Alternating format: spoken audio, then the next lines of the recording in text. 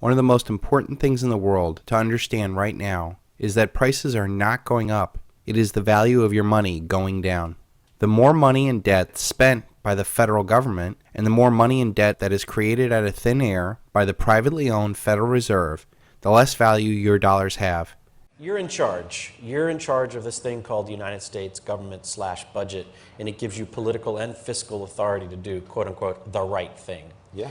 Would you mark to market balance sheets today and create the economic downside that would follow, or would you put in place or attempt to put in place some kind of economic policies to get you to a better place down some theoretical road? I mean, how do you solve a problem where you're spending 10% of, you're running a 10% fiscal deficit? You're not going to get growth in the absence of private sector credit demand. So the government's idea right now is we're going to export our way out of this. And when I asked a senior member of the Obama administration last week, how are we going to grow exports if we won't allow nominal wage deflation? And he says, we're just going to kill the dollar. And I said, okay, more you mean. So that's the only answer. And that's a dead answer. It's a dead answer, but that's where we're headed. As a direct result from this money and debt creation, you need more dollars to buy the exact same amount of goods as you did before. When you understand this concept, it does not take too long till you figure out that your wealth is being stolen by a bunch of well-dressed criminals every day.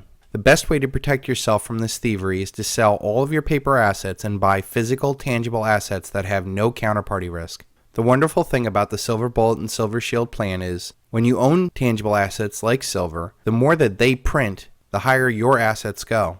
This should, at the very least, protect your purchasing power and at the most create tremendous amount of real wealth. Before Nixon closed the gold window in 1971 and before 1964 when the government took our silver out of our coins, a gallon of gas for about 50 years was about 25 cents a gallon. This was because you were selling essentially one tangible asset, your silver quarter, for another tangible asset, a gallon of gas.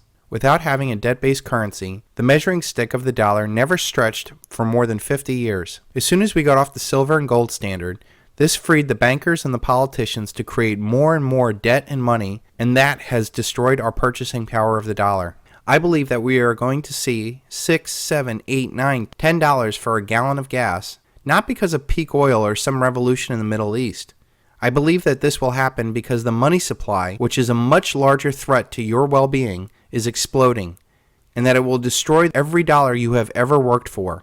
From 1920 to 1964, a gallon of gas could be bought for a single 90% silver quarter. In 2010, when gas was about $3 a gallon, guess how much those same 90% silver quarters are worth? You guessed it, about $3. Do you want to know what that 90% silver quarter is worth today? You can go to a site called coinflation.com. And right now, that same quarter is going for about $6. The reality is that gas is not going up in terms of real money like silver. Here's another example of how to look at it. A gas station in Ashland, Oregon was selling a gallon of gas for 20 cents. But if you look at the sign, it specifically says if paid with pre-1964 dimes, quarters, half, or dollar coins. This is a great way to educate people about how much our currency has been debased. As you all know, the price of gasoline has not gone up as much as our currency has been destroyed by the exponential money printing diluting the value of our money. The obvious result of this inflation is that we need more worth less dollars to buy the exact same amount of goods and services. If you realize that decades before silver was taken out of our money in 1964, after JFK was murdered, an executive order 11110 was thrown out, a gallon of gasoline sold for about 25 cents. The reality is, this is a good deal historically speaking.